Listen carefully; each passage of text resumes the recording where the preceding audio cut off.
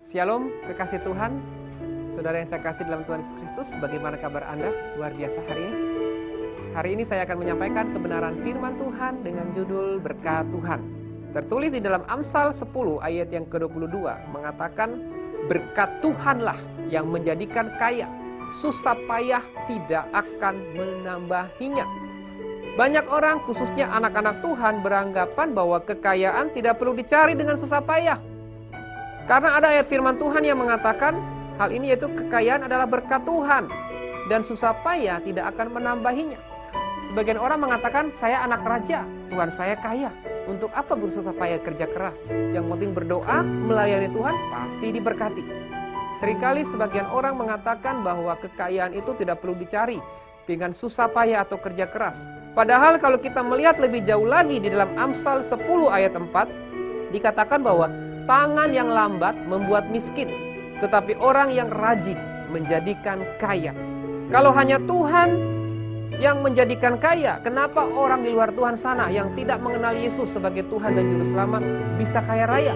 Orang-orang yang tidak pernah beribadah, tidak pernah berdoa, tetapi juga diberikan kekayaan, padahal mereka tidak mengenal Tuhan, saudaraku.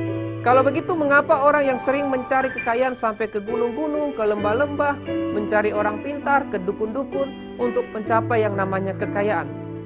Kalau kita mau memahami dan mendalami tentang pengertian ini, dari terjemahan teks asli kebenaran firman Tuhan dari bahasa asli itu dapat kita tahu lebih lanjut tujuan dari ayat ini. Tujuan dari ayat ini sebenarnya menghendaki agar setiap manusia juga bekerja keras.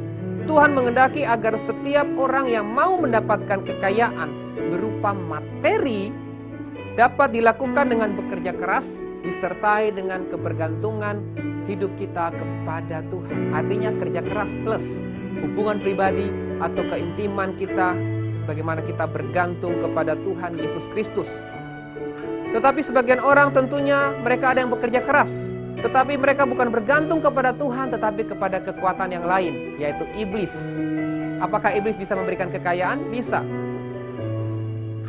Iblis pun bisa memberikan kekayaan, di mana pada waktu Yesus dicobai di padang gurun, di dalam Matius 4 ayat 8-9, di situ kita melihat pada waktu itu iblis menawarkan kekayaan kepada Yesus, tetapi Yesus menolak. Yesus tidak mau menuruti perintah iblis.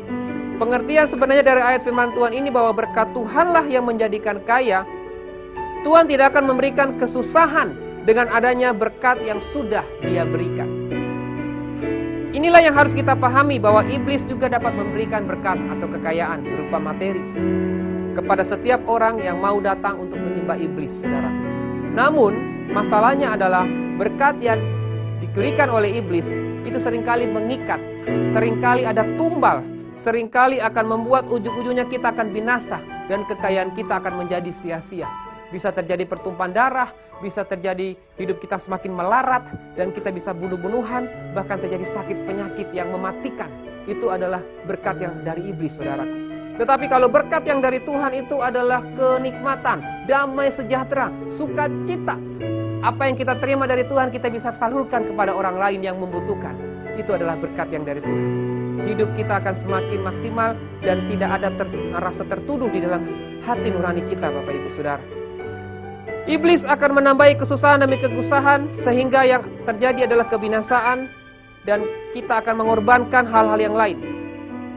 Kekayaan yang diperoleh akan berdampak buruk kepada sang pemilik kekayaan tersebut.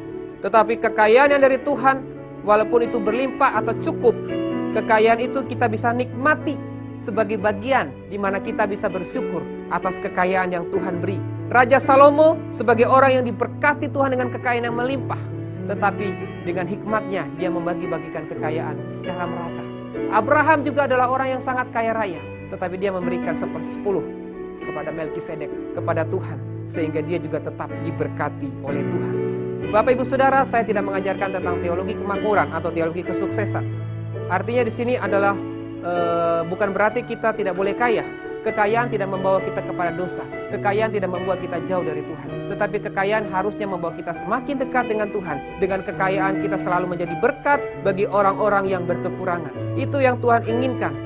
Artinya di sini Bapak Ibu, ketika kita sudah merasakan kekayaan yang melimpah, Disinilah bagian bagaimana kita terus melihat kepada Tuhan sebagai sumber berkat.